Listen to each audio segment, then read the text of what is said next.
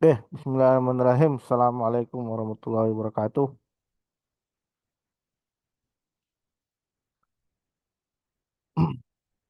Jadi alhamdulillah kita baru sempat melaksanakan kembali untuk sharing session ya. Untuk sharing session jadi ini sharing session perdana yang baru sempat kita laksanakan di bulan puasa ini ya. Eh, jadi sharing session ini akan membahas terkait dengan post eksploitasi ya. Kita akan bahas terkait dengan post eksploitasi. Jadi seperti yang kita ketahui di dalam ethical hacking itu kan ada tiga tahapan ya. Pre-eksploitasi, eksploitasi, dan post eksploitasi ya. Jadi kalau pre-eksploitasi itu artinya persiapan sebelum kita melakukan eksploitasi ke dalam sistem target ya. Jadi pre-eksploitasi itu kadang adalah tahapan melakukan yang namanya information gathering ya, melakukan pengumpulan informasi terkait target. Eh, ini tahapan ini bisa dilakukan dengan dua cara ya, bisa dilakukan dengan direct direct dan non direct ya. Jadi kalau kalau bedanya kalau yang non direct itu kemarin kan kita melalui pihak ketiga ya.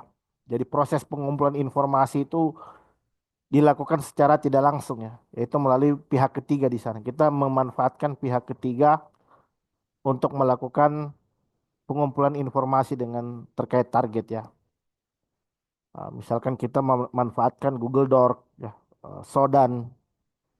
Nah, cuman karena ini menggunakan perantara pihak ketiga ya, tidak direct, tentu eh, hasil outputnya itu perlu kita verifikasi ya. Kita perlu verifikasi output dari hasil information gathering melalui pihak ketiga karena bisa jadi informasinya sudah tidak relevan gitu ya. Ah, informasinya sudah tidak relevan, mungkin sudah pernah diupdate, sedangkan Google masih menyimpan histori dari informasi tersebut gitu ya. Kemudian eh, yang kedua itu yang direct ya. Jadi kalau direct ini outputnya cenderung lebih akurat gitu. Karena kenapa? Karena proses pengumpulan informasi itu dilakukan secara langsung antara attacker dengan target ya. Ini bisa dilakukan dengan tools scanning ya seperti Nmap ya, dan berbagai macam jenis tool yang lainnya gitu. Jadi hasilnya bisa lebih akurat, tapi tentu saja ada potensinya besar gitu, konsekuensinya besar untuk bisa dideteksi oleh target gitu kan, karena dilakukan secara langsung gitu kan. Kita langsung melakukan scanning ke target, kalau target ternyata menerapkan yang namanya apa IDS ya, CM dan lain sebagainya, aktivitas seperti ini bisa dideteksi ya. Jadi ada kelebihan dan kekurangan masing-masing ya. Jadi kalau yang non direct tadi melalui perantara itu cenderung lebih aman. Kenapa? Karena proses interaksi terjadi secara tidak langsung di situ ya melalui pihak ketiga. Namun eh, hasilnya tentu perlu diverifikasi lagi kebenarannya ya. Perlu dipastikan kebenaran dari hasil scanning tersebut gitu kan. Karena melalui perantara di sana ya.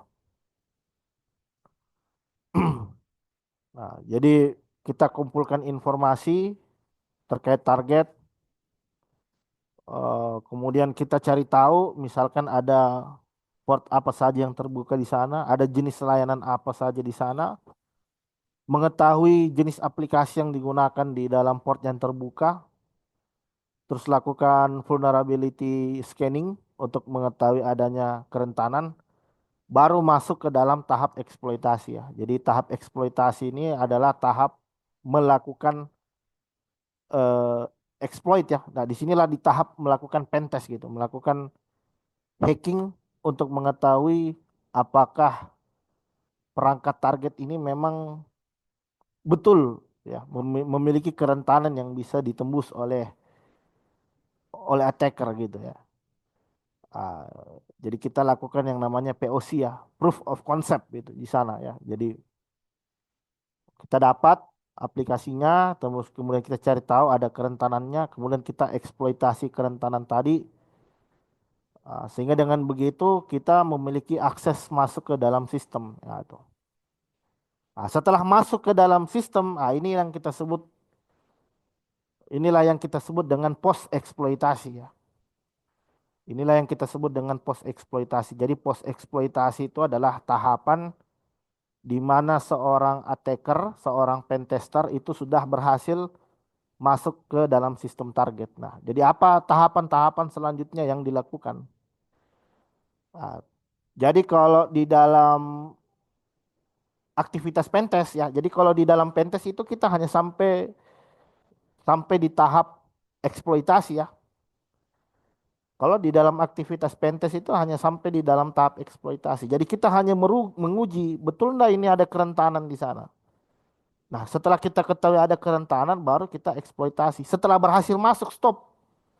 Tugas kita selesai sampai di tahap itu. Jadi kita hanya menguji keamanan saja. Setelah berhasil, stop.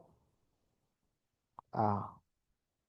Dan langkah berikutnya di sini adalah kita eskalasi, kita report kepada pihak manajerial, pemilik sistem bahwa celah itu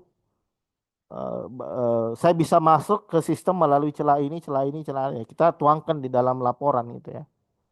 Untuk menjadi bahan evaluasi internal untuk memperbaharui sistem, memperbaiki sistem gitu. Tapi kalau realnya itu hacker. Kalau hacker dia bisa sampai masuk ke dalam tahap post eksploitasi. Jadi masih ada tahapan lagi yang dilakukan oleh hacker di sana.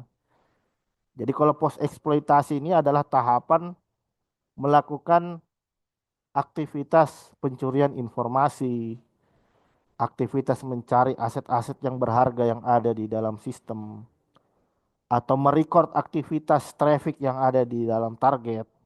Jadi sebenarnya kita harus bisa mensimulasikan semuanya dari tahap pre eksploitasi, eksploitasi dan post eksploitasi itu semua harus disimulasikan.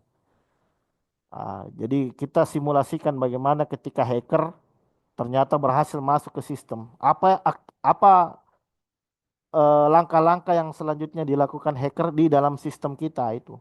Jadi kenapa harus disimulasikan? Biar kita punya knowledge, kita punya pengetahuan agar kita bisa terhindar dari serangan hacker yang melakukan aktivitas ke dalam sistem. Jadi saya bisa langsung share screen. Jadi eh, jadi kita masuk ke materi kita di malam hari ini ya terkait dengan post exploitation hacking. Jadi sebelumnya saya disclaimer ya. Jadi apa maksud dan tujuan dari sharing session kita di sini adalah untuk belajar ethical hacking ya. Jadi melakukan peretasan etis ya. Jadi aktivitas yang kita lakukan ini adalah legal gitu. Dan ketika ada penyalahgunaan di luar dari konten materi yang saya berikan ini itu sudah bukan menjadi tanggung jawab saya. Karena ini adalah tujuannya untuk edukasi kepada teman-teman ya. Nah, jadi mohon izin perkenalkan nama saya Zulkifli Said ya. Jadi mungkin ada teman-teman yang baru bergabung di grup Kluk ya. Jadi saya admin Kluk dan saya juga salah satu anggota di Kluk. Jadi saya aktif berkontribusi di komunitas ya. Jadi kadang ngajar di perguruan tinggi. Jadi saya dua kaki. Satu kaki saya itu di akademik. Saya ngajar di beberapa perguruan tinggi. Saya ngajar di STIMIK Catur Sakti Kendari, ngajar di Universitas Siber Muhammadiyah Yogyakarta, terus di beberapa perguruan tinggi yang lain. Kemudian Satu kaki saya lagi sebagai seorang praktisi. Jadi saya selain saya dosen, jadi saya juga praktisi. Saya kerap terlibat di proyek-proyek yang berhubungan dengan IT, security yang ada di industri, eh, di perusahaan, di perbankan, ya.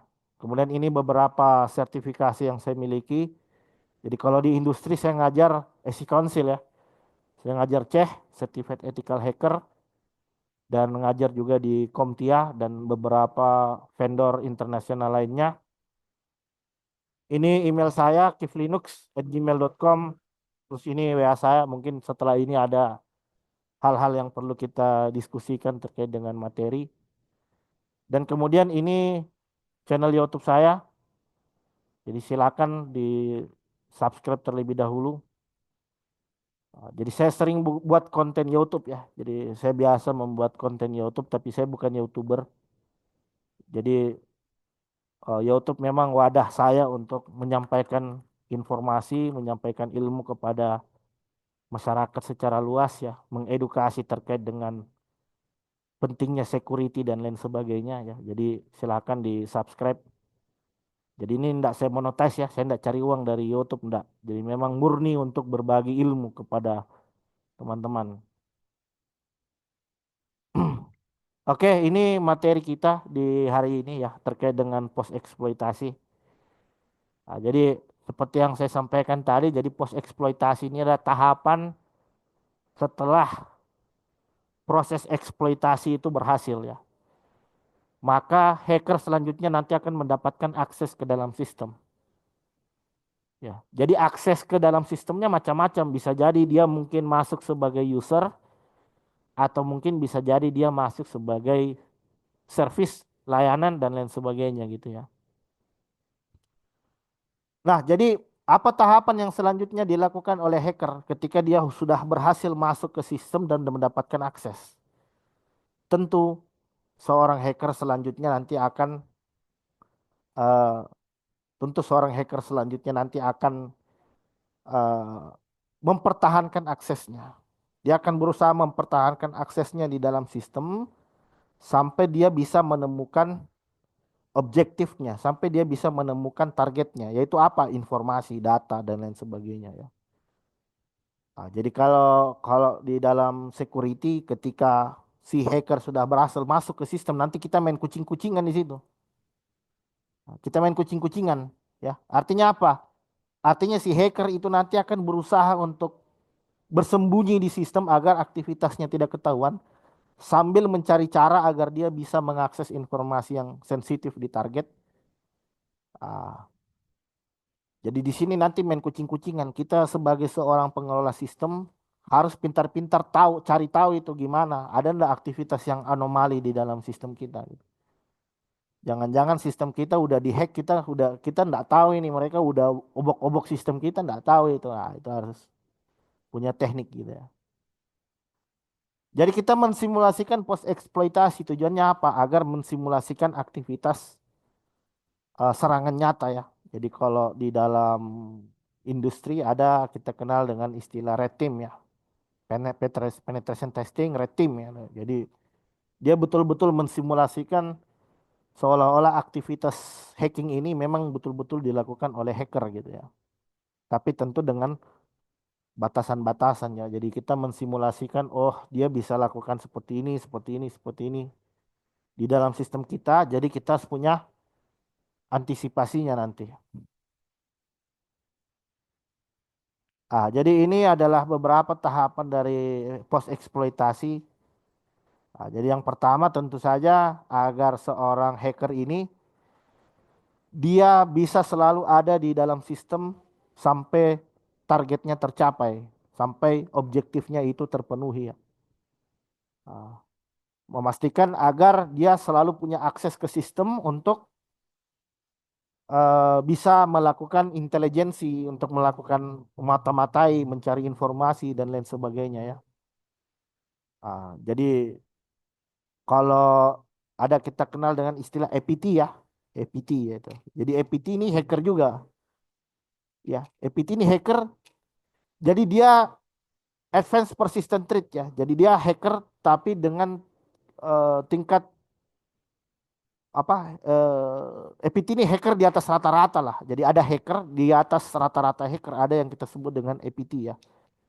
Jadi EPT ini biasa kumpulan hacker yang terorganisir ya. Dia bisa didanai oleh negara, dia bisa didanai oleh industri ya untuk melakukan hacking. Jadi mereka memiliki keahlian yang levelnya di atas rata-rata advance. Dia bisa keluar masuk ke dalam sistem tanpa dikenali oleh perangkat security yang kita miliki. Nah, ya. Jadi kenapa bisa sampai seperti itu? Karena mereka punya keahlian maintaining access, dia punya keahlian manajemen akses dengan baik. Jadi punya keahlian untuk membuat backdoor, evading ya, bagaimana membuat exploit yang tidak kedetek oleh sistem target ya, dan lain sebagainya gitu ya. Kemudian ketika dia udah punya akses ke sistem, dia akan berusaha untuk terhindar dari adanya deteksi, dan yang kedua, dia akan berusaha untuk melakukan yang namanya eskalasi ya. Jadi yang dimaksud dengan eskalasi di sini adalah dia berusaha untuk menaikkan levelnya. Kalau sebelumnya dia masuk sebagai user biasa, dia masuk sebagai service, maka yang dilakukan hacker di sini adalah bagaimana dia bisa mengeskalasi, dia bisa mengeksploit service yang ada di dalam sistem, sehingga dengan begitu dia bisa punya hak akses yang lebih tinggi, misalkan setara root atau administrator. Jadi kenapa dia sampai mengincar? Jadi kenapa dia bisa sampai mengincar level administrator di sini, mengincar level root dan lain sebagainya? Karena dengan menjadi root administrator, maka seorang hacker itu memiliki akses yang full, yang luas terhadap sistem. Nah, jadi beda. Ya, silakan Pak, nggak apa-apa, nggak apa-apa, silakan. Off cam aja Pak, off cam aja nggak apa-apa. Nanti biar saya aja yang on cam aja. Nah, jadi kenapa kenapa harus root gitu? Kenapa? Karena kalau kita udah root, game over, selesai. Kita punya akses ke seluruh resource yang ada di sistem. Kita bisa ngakses ke database, ngakses ke service, ngakses ke layanan, ngakses ke data-data sensitif. Nah, jadi ini yang ditargetkan oleh hacker. Bagaimana dia bisa dapat ini? Dia bisa, bagaimana caranya saya bisa dapat akses root administrator? Ah, itulah yang kita sebut dengan metode privilege eskalasi ya. Jadi metode privilege eskalasi di sini adalah metode untuk menaikkan level kita yang sebelumnya sebagai seorang user biasa, sebagai seorang service, kita lakukan eskalasi sehingga dengan begitu kita bisa dapatkan hak akses yang lebih tinggi. Jadi eskalasi itu ada dua, ya. Jadi eskalasi itu ada dua, ada horizontal eskalasi dan ada vertikal eskalasi. Ya, jadi kalau yang dimaksud dengan horizontal eskalasi di sini adalah kita berpindah dari satu user ke user lain. Berarti apa? Levelnya setara. Nah, levelnya setara. Misalkan data yang saya butuhkan ada di user B dan saya masuknya ke sistem sebagai user A. Sementara data ada di user B. Berarti saya eskalasi ke levelnya sih. Berarti saya harus eskalasi agar dapat aksesnya user B. Berarti dia masih setara. Sama-sama user, sama-sama service. Nah, tapi kalau dia vertical eskalasi artinya naik, dia naik pangkat. Naik pangkat yang tadinya dia mungkin hanya sebagai user biasa di dalam sistem, dia naik sebagai apa? Sebagai root, sebagai administrator. Nah, sehingga dengan begitu dia punya hak akses yang sangat luas gitu kan. Nah, kemudian yang berikutnya itu adalah lateral movement ya. Jadi lateral movement itu artinya dia berpindah dari satu server ke server lain. Jadi misalkan anggaplah kalau servernya itu merupakan di dalam area DMZ, demilitarized zone, di situ ada beberapa server yang saling terhubung, maka si hacker selanjutnya nanti akan berusaha untuk berpindah ke server itu. Misalkan kalau objektifnya sudah tercapai di server A, dia akan berpindah ke server B. Atau bisa jadi mungkin objektifnya tidak ditemukan di server A, berarti dia harus pindah ke server B kayak itu. Nah, misalkan dia masuk ke server A, oh ternyata di sini nggak ada database, nggak ada service database. Service database ternyata ada di server B. Di server yang saya masuk saat ini itu hanya web service. Ah, berarti kan dia harus pindah.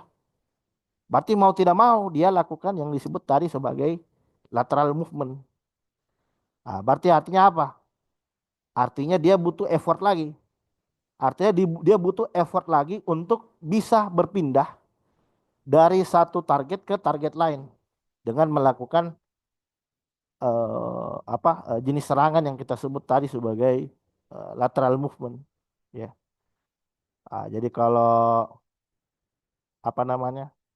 Jadi kalau ada di dalam hacking itu ada kita kenal istilah villain hopping, ada villain hopping. Jadi misalkan kita masuk ke dalam satu segmen jaringan, terus di villain oleh router misalkan, ada router yang menerapkan VLAN, apakah dia router Cisco atau router apapun itu kan bisa kita konfigurasi agar menerapkan VLAN di layer 3 ya. Jadi saya bisa saja melakukan jenis serangan yang kita sebut adalah VLAN hopping. Jadi VLAN hopping itu adalah bagaimana hacker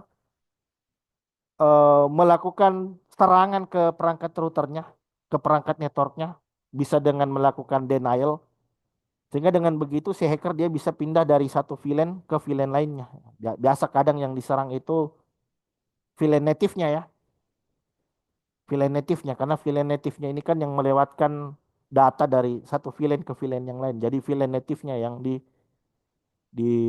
diserang oleh si si attacker gitu ya. Nah, kemudian data eksfiltrasi. Jadi kalau data eksfiltrasi di sini adalah mengambil data sensitif. Ya, jadi ini yang biasa ini. Ah, jadi yang biasa terjadi kebocoran data, database bocor, dokumen bocor, dikirim, dikopi, dipindahkan ke perangkatnya si hacker. Itu kenapa bisa terjadi? Karena dia sudah berhasil melakukan tahapan ini. Data eksfiltrasi. Jadi dia copy tuh. Apakah dia menggunakan SCP, apakah dia menggunakan format tipe data tertentu yang di-encode agar proses pengkopiannya tidak dideteksi oleh SIEM. Akhirnya kita sebut data eksfiltrasi. Jadi dia mengambil data sensitifnya, bisa ditransfer, bisa diupload, atau bisa dikirim melalui suatu file yang disamarkan, ya, bisa bisa bisa foto, bisa gambar, terus kemudian ternyata di dalam itu ada data kita yang di disisipkan ke dalam image tadi untuk dikirim keluar dari server ya. Jadi kenapa dibuat seperti itu agar tujuannya buat mengelabui server bahwa itu adalah gambar, padahal ternyata di dalamnya ada data sensitif dari server yang sudah di take over oleh hacker. Nah, kemudian yang berikutnya itu adalah covering track. Nah, jadi kalau covering track itu kalau di dalam lagunya Ariel Noah, Peter Pan, nah itu menghapus jejak, nah itu. Ah, karena si hacker pasti dia tidak mau terdeteksi. Si hacker pasti berusaha untuk bagaimana caranya aktivitas dia agar dapat terhindar dari deteksi dari target gitu kan. Nah, jadi biasa kan kalau ada, jadi biasa kalau terjadi insiden, ya setelah terjadi insiden kan itu ada tahapan forensik ya. Jadi dicari tahu itu mana server yang sudah kena data breach. Di forensik. Jadi aktivitas forensik di sini sebenarnya mencari tahu, ya, mencari adanya IOC, indicator of compromise atau adanya indicator of attack yang terjadi di dalam sistem. Jadi terjadi kucing-kucingan lagi di sini karena si hacker agar aktivitasnya itu bisa tidak terdeteksi dari proses forensik. Nah, dia lakukan covering track tadi. Jadi covering track itu macam-macam, bisa dengan cara menghapus lognya, atau bisa jadi dia ngerusak biar nggak bisa di recovery. Nah, itu jadi ngerusak. Jadi pada saat kita mau lihat lognya untuk mengetahui adanya aktivitas yang anomali mencurigakan di sana, pas dibuka lognya sudah rusak. Oh, kita harus curiga. Berarti dia sudah berhasil. ngerusak log gitu. Sehingga jejaknya susah untuk diidentifikasi. Nah ini, itu hati-hati.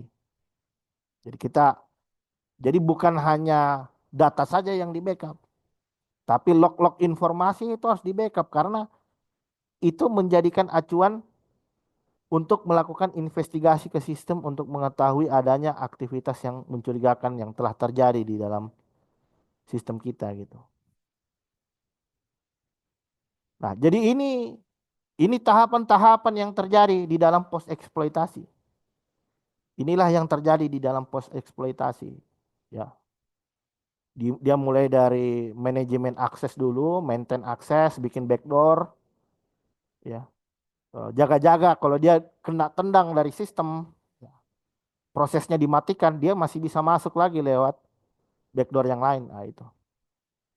Terus dilakukan eskalasi, dia berusaha untuk mendapatkan hak akses yang lebih tinggi. Dia melakukan lateral movement. Jadi bisa jadi yang dikompromis di sini bukan hanya satu dua server. Jadi bisa jadi banyak server yang sudah dikompromis. Sehingga dengan begitu dia bisa berpindah dengan mudah ya dari satu server ke server yang lain. Data eksfiltrasi mengambil data sensitif dan yang terakhir itu adalah covering track ya. Jadi kita coba bahas apa saja metode-metode yang selanjutnya bisa diterapkan di sana. Nah, maintaining access, dia bisa cara dengan apa? Dia bisa dengan cara menyisipkan backdoor di dalam suatu source code aplikasi, ya. Atau dia bisa dengan melakukan modifikasi terhadap registry di dalam Windows.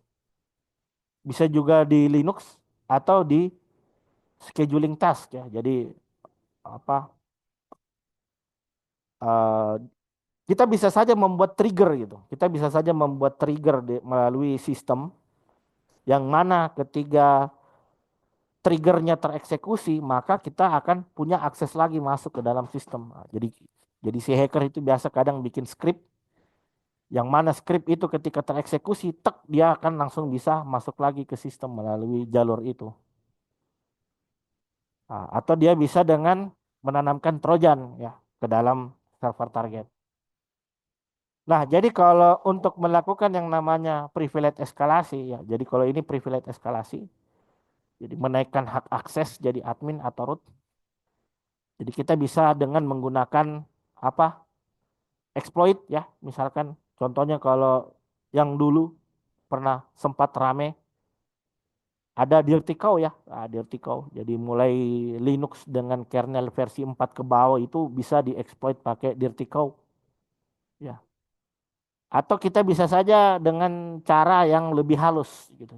Kalau kernel exploit ini kan cenderung lebih kasar lah ya, lebih ekstrim ya karena kita bisa melakukan exploit langsung ke dalam lapisan kernelnya. Nah, cuman ini apa untung-untungan juga ya. Kalau berhasil kita bisa dapat, kalau gagal kernel panik karena kita sudah melakukan eksploitasi ke dalam sistemnya. Atau kita bisa juga dengan pendekatan yang agak lebih halus. Misalkan kita lakukan kredensial dumping. Ya. Jadi kita ngeluarin kredensial yang ada di dalam target, kemudian kita lakukan cracking untuk mengetahui adanya password yang digunakan di dalam sistem. Yang kita gunakan untuk selanjutnya masuk ke dalam server target dengan hak akses yang lebih tinggi. Nah ini lateral movement bergerak dari satu sistem ke sistem lain. Nah, ini bisa dengan menggunakan tadi VLAN hopping.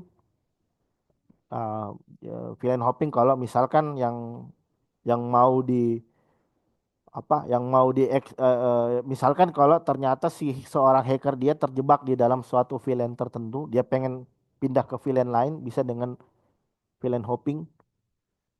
Uh, atau ada juga kita kenal dengan istilah VM escape. VM escape. Jadi server-server yang ada di internet itu kan rata-rata VM semua ya. Jadi kalau dia berhasil masuk ke salah satu VM, dia bisa lakukan VM escape. Jadi dia lakukan jenis serangan denial, yang mana jenis serangan denial itu kenanya akan berdampak langsung ke native of operating systemnya. Nah, itu. Jadi VM ini kan masuk ke dalam GUIS operating system ya. Di luarnya itu kan ada native operating system ya. Misalkan native OS-nya Linux, terus GUIS OS-nya ada Windows. Jadi kita eksploitasi VM-nya sehingga dengan begitu native OS-nya menjadi crash gitu. Jadi kita bisa dengan melakukan denial of service di dalam salah satu GUIS OS-nya untuk mengambil resource yang banyak, sehingga dengan begitu native-nya entah itu entah itu mungkin apa eh, ada apa istilahnya itu, ada yang tipe 1 dan tipe 2 sebentar. Saya coba cari cek istilahnya itu. Eh, VM tipe 1 dan tipe 2. Hypervisor. Ini.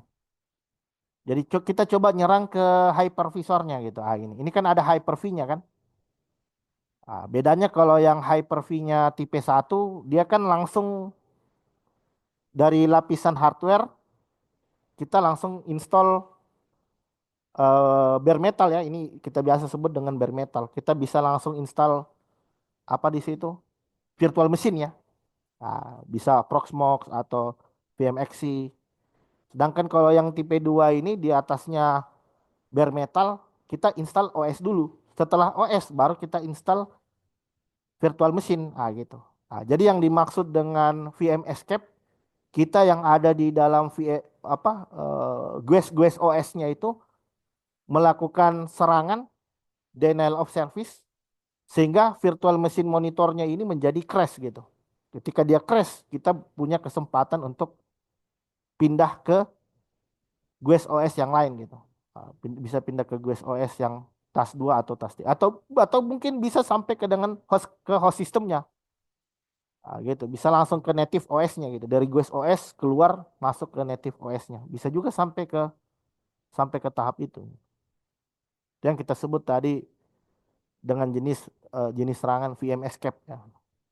Jadi escape dari ruang lingkup VM gitu. Ini data eksfiltrasi. Jadi mentransfer data dengan cara yang stealth ya, pakai mode stealth. Jadi mengeksfiltrasi data itu juga pakai teknik itu metode. Jadi kalau kita kirim secara telanjang tidak dikompres, apalagi proses copy ini paling kentara ini. Kenapa? Karena dia akan memakan memori dengan jumlah yang tinggi ya. Makanya kadang datanya itu dibuat dalam bentuk yang kecil-kecil, istilahnya apa, dibuat chunk ya, chunk of data baru ditransmisikan. Jadi proses mentransmisinya dengan menggunakan resource yang rendah agar bisa terhindar dari deteksi sistem gitu ya. Oh sebentar, laptop saya lowbat ini.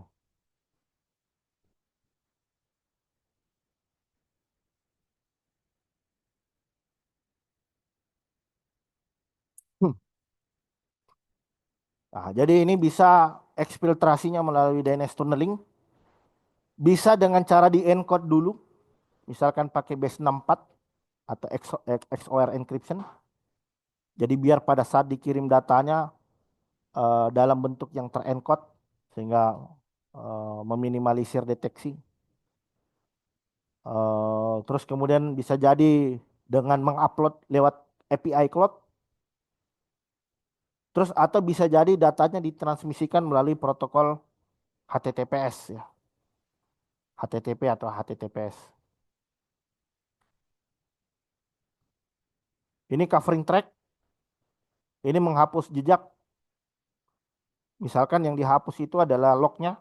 Bisa log event dari Windows. Syslog. Atau kalau di Linux itu dia bash history. Jadi kita hapus baris-baris. Tiap kita nulis perintah kan masuk ke history Linux ya. Jadi si hacker nanti akan berusaha menghapus history perintah yang sudah dimasukkan. Atau dia bisa memodifikasi waktunya untuk mengecoh. Jadi misalkan ketika terjadi forensik, timestampnya udah dirubah. Jadi seolah-olah itu kejadiannya beberapa tahun yang lalu, padahal itu masih baru, masih beberapa minggu yang lalu. Tapi karena timestampnya dimodifikasi, jadi seolah-olah itu, wah ini kita kecolongannya udah lama. Dari timestampnya ternyata forensik dikadalin gitu, forensiknya diakalin gitu dengan cara tadi memodifikasi timestamp. Jadi seorang yang melakukan forensik dia juga harus tahu apakah file-file ini sudah pernah dirubah oleh attacker. Nah, kalau sudah pernah dirubah, artinya originalitas dari barang buktinya perlu dipertanyakan gitu. Jadi kita harus punya original filenya untuk kebutuhan investigasi. Ah, kemudian dia nanti akan menghapus backdoor. Jadi backdoor-backdoor yang pernah ditanam sebelumnya nanti akan dihapus. Terus proses-proses yang malicious ya, ada proses-proses berbahaya itu disembunyikan melalui rootkit gitu kan. Jadi biasa tahapan seperti ini dilakukan ketika objektifnya sudah tercapai. Kalau objektifnya sudah tercapai, dokumen yang saya butuhkan saya sudah dapat, data yang saya butuhkan saya sudah dapat, ya sudah selesai. Covering track, finish, ah, selesai. Objektif dari seorang hacker sudah tercapai gitu kan.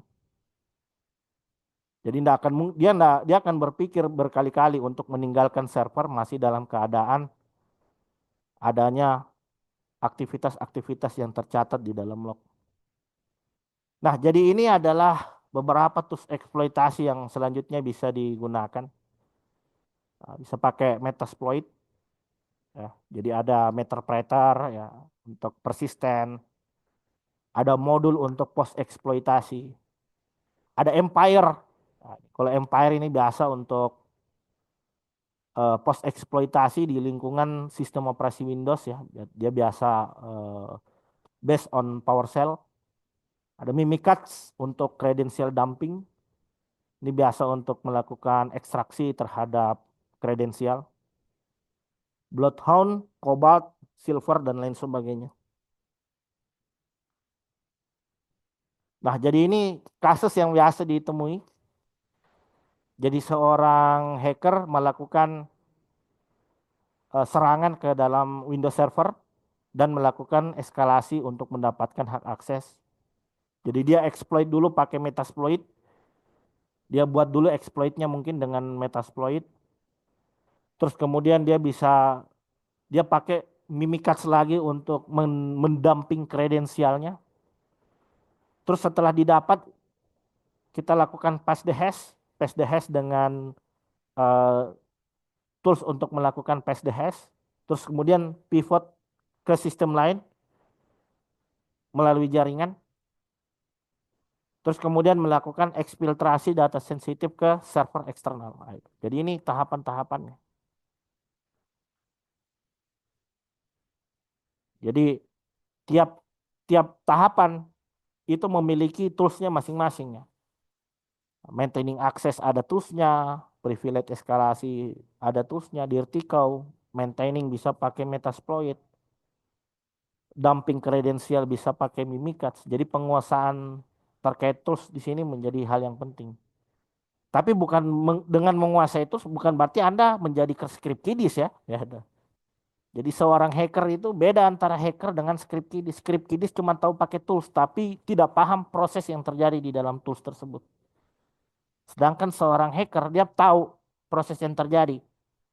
Bahkan kalau disuruh buat, kalau memang pada dasarnya hackernya jago, dia bisa buat itu toolsnya. Karena dia udah paham logiknya, dia udah paham proses di balik script yang ada. Jadi lagi-lagi saya tekankan tools itu hanya permasalahan alat gitu.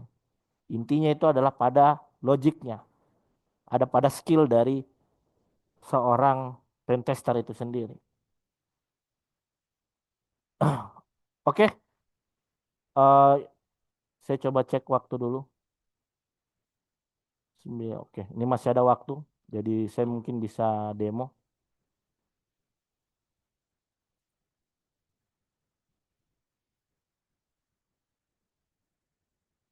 Oh. Jadi di sini saya pakai kali. Jadi ada bagian-bagian tertentu yang saya skip ya, karena Itu adalah sensitif. Jadi saya sudah bikin PS1 ya, reversal ya, reverse PS1. Jadi seperti yang saya sampaikan tadi, kalau post eksploitasi itu artinya si hacker dia udah ada di sistemnya. Berarti yang dilakukan di sini, berarti yang dilakukan di sini dia akan berusaha untuk apa namanya, untuk membuat apa maintaining akses gitu, biar biar aktivitasnya bisa selalu, biar backdoornya bisa selalu terbuka gitu, biar dia bisa selalu beraktivitas di dalam server target ya. Jadi di sini saya pakai Kali Linux, terus saya sudah buat apa, sebuah script ya. Jadi saya targetkan PowerShell yang ada di target. Jadi inilah apa? Jadi ada jenis serangan itu yang kita sebut dengan living of the land. Ini living of the land, living of the land. Ini jenis living of the land ini jenis serangan yang memanfaatkan resource dari target, living of the land attack. Living on the land attack.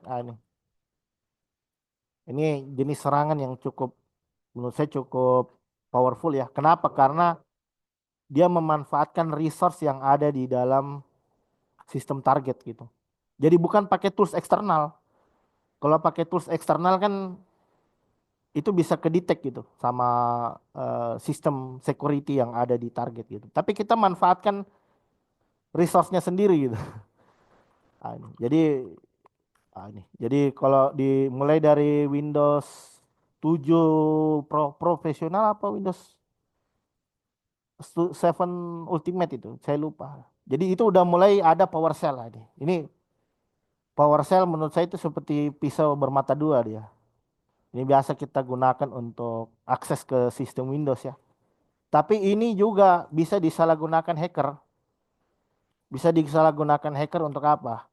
Biasa untuk mendownload backdoor atau membuat exploit. Makanya kita harus punya teknik ini, mengamankan layanan PowerShell kita ya. Jadi di sini saya pakai, jadi saya pastikan dulu servis saya jalan, saya cek. Nah ini saya posisi running web service-nya. Kemudian saya coba untuk eh, saya melihat sepintas satu baris saja dari script. Nah, ini script yang saya buat. Nah, ini script yang saya buat dari PowerShell. Jadi ini nanti kita eksekusi.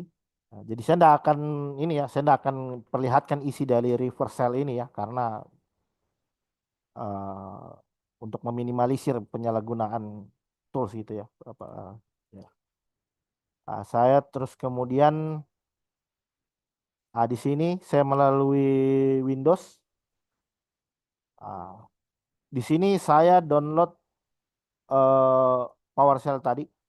Saya download script PowerShell yang sudah saya buat. Ini. Saya buat script yang saya apa? eh, ini eh, PowerShell enter. Wait, ini sebentar. Kita harus posisi listening dulu ya.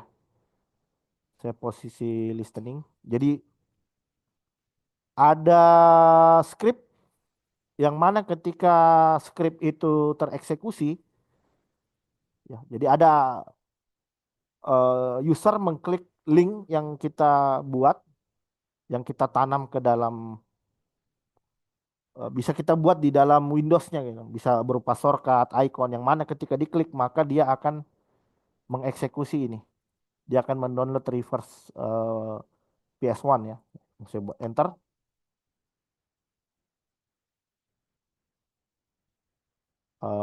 Sebentar. Reverse PS1. Ini apa? Ini karena antivirusnya sudah saya jalankan ya. Ini karena antivirus. Jadi ada caranya ya. Jadi ada caranya Anda bisa apa namanya? Anda bisa buat agar kita bisa membypass. Ini sengaja saya off-kan ya. Ini sengaja saya off-kan. Ini saya off-kan. Saya off-kan. Ah, jadi anggaplah si attacker udah punya akses, dia off-kan antivirusnya, terus kemudian dia jalankan script ini. Tapi kita harus listening dulu. Saya udah listening. Ketika enter, ah, jendelanya nutup. Coba kita lihat. Ah, masuk. Kita masuk ke dalam sistem target. Berapa IP-nya? IP config. Nih. Saya udah masuk ke IP Windows. Ini IP Windows ya. IP Windows. Saya masuk ke directory download. Terus saya coba cari kredensial. Ini perintah untuk ngelihat proses yang berjalan di dalam target. Ah,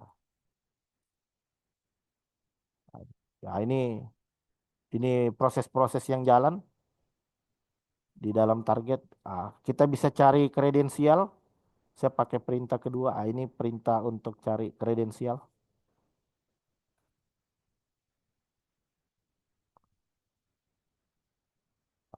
Tak, nih dapat kredensial. Nih. Berarti kita tinggal lihat isinya atau kita kirim. Itu. Jadi ini kita di dalam sistem Windows sekarang ini. Kita ada di dalam sistem Windows ya. Jadi misalkan itu ada, kita buat directory, coba tes. Saya buka Windows saya. Ini tes, ini saya buat directory tes ya barusan. Saya buat directory tes barusan. Ah, ah, ah. Jadi kalau selama ini tereksekusi, dia akan otomatis buka apa? Dia akan langsung establish gitu kan antara klien dengan si hacker itu sendiri. Saya exit, keluar, set, dia tiba langsung keluar. Gitu. Jadi ada exploit yang sudah saya buat ya, tapi saya tidak akan tunjukkan di sharing session ini. Dia antivirus dalam keadaan on. Antivirus dalam keadaan on itu tetap bisa di bypass dengan script itu. Cuman yang saya buat ini yang masih bisa kedetek ya. Jadi udah saya encode, udah saya modified signature-nya agar bisa lolos dari deteksi daripada antivirus. Itu. Jadi logikanya begini. Kalau signature dari database dia bisa mendeteksi 1.000 baris 10 signature apa gimana ya cara bahasanya. Jadi kalau dia punya 1.000 signature virus, database virus, ada 1.000 data di dalamnya. Kita bikin yang 1.001. Itu yang maksudnya. Jadi serangan kita mungkin bisa dideteksi. Tapi kalau dikembangkan, bisa jadi kita dapat pola baru. Yang mana pola baru itu tidak ada di dalam database-nya si antivirus. Jadi anggaplah kalau dia bisa detect 1.000, kita bikin yang 1.001. Nah, itu. Makanya sebenarnya update antivirus itu banyak-banyakin database sebenarnya. Update antivirus, update file banyak-banyakin database. Tapi kalau si hackernya dia jago ya dia bisa buat anggaplah kalau 5.000 dia bikin yang 5.001 ya. Jadi dia bisa deteksi 5.000 signature tapi yang pola serangan baru ini ternyata 5.001 gitu kan. Itu. Ya, mungkin itu. Ya, kesimpulan. Ada kesimpulan dan saran sebentar wait.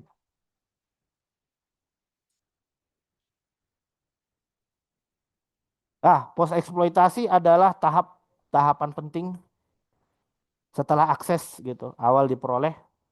Jadi ini adalah tahapan yang dilakukan setelah seorang attacker mendapatkan akses, dia akan berusaha menggunakan berbagai teknik metode untuk mempertahankan akses. Jadi mempelajari post eksploitasi penting untuk memahami terkait dengan keamanan sistem gitu. Ya, jadi seperti yang saya sampaikan tadi di awal, disclaimer, kita belajar post eksploitasi agar kita bisa tahu seperti apa aktivitas hacker ketika dia ada di dalam sistem. Jadi untuk menangkap maling kita harus pakai mindsetnya maling gitu. Untuk tangkap hacker ya kita harus pakai mindset hacker. Kenapa? Karena dengan begitu kita bisa baca pergerakan daripada mereka gitu. Tapi disclaimer ya, bukan yang saya maksud yang black hacker ya. Jadi nggak semua hacker jahat ya. Karena banyak juga white hacker ya. Yang saya maksud ya black hacker ya.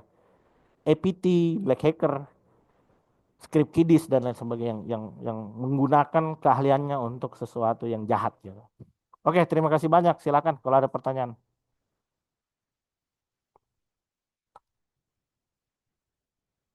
Halo,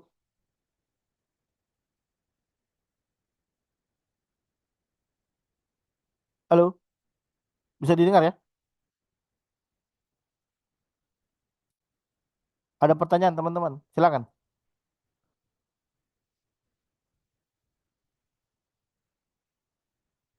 Halo.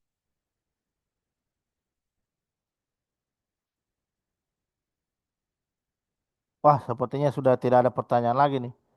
Wah, Adi Setiawan, Pak ya, Sul mau ya, tanya Pak Sul. ya, gimana, gimana? Iya, Siapa? Mas Adi, halo. itu berarti kan iya. Kalau misalkan seperti itu yang barusan tekniknya dibuat, berarti kita harus hacking Windows-nya dulu berarti ya buat menonaktifkan antivirusnya. Iya, Kalau betul. misalkan tadi script yang dijalani sama Pak Sul. Ya, kan post eksploitasi artinya kita udah berhasil exploit kan? Oh iya, oh iya ya. Berarti kita sudah berhasil exploit Windows-nya kan? Kan post eksploitasi artinya kita udah dapat target gitu kan? Jadi ini sebenarnya ini cuma metode tambahan. Setelah eksploitasi, ada metode tambahan untuk mempertahankan akses ke sistem gitu. Gitu ya? Oke, siap Pak Sul.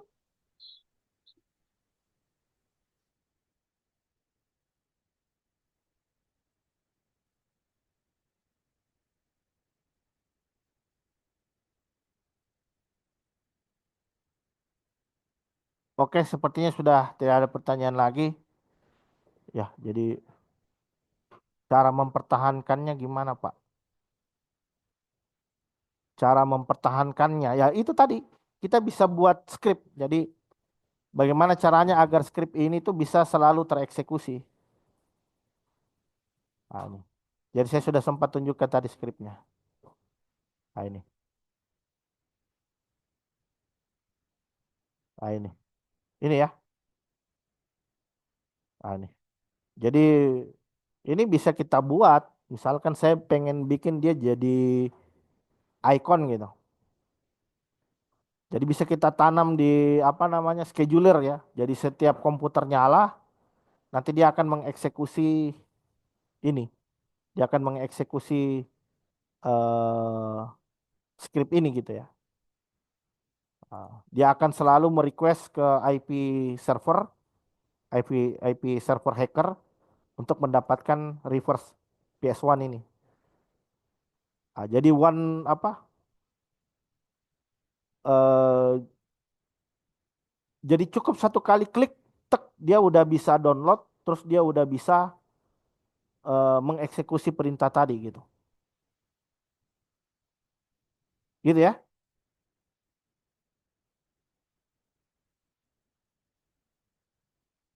Ini pilotnya ini pilotnya. Ya udah saya tunjukkan tadi. Nih, ini pilotnya. Tapi yang reverse PS1 ini saya tidak akan lihatkan isinya ini karena ini exploitnya ya. Ini apa scriptnya gitu ya.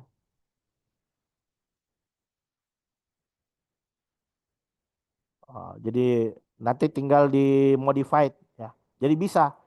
Bi- ini sudah on lagi otomatis. Ini sudah on lagi otomatis tapi ini masih bisa kita eksekusi coba. Ini udah on lagi coba. Jadi ini apa? Dia on otomatis ya. Antivirus ini di disable tapi dia on otomatis ya. Coba kita jalankan lagi. Masih bisa enggak ini?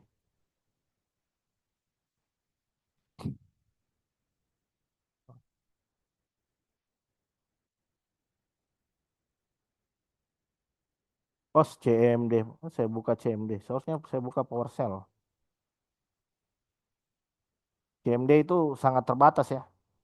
Dia sangat terbatas apanya?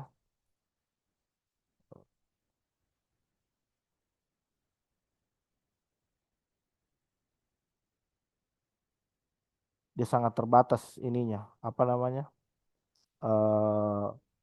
Itu masuk ya, masuk.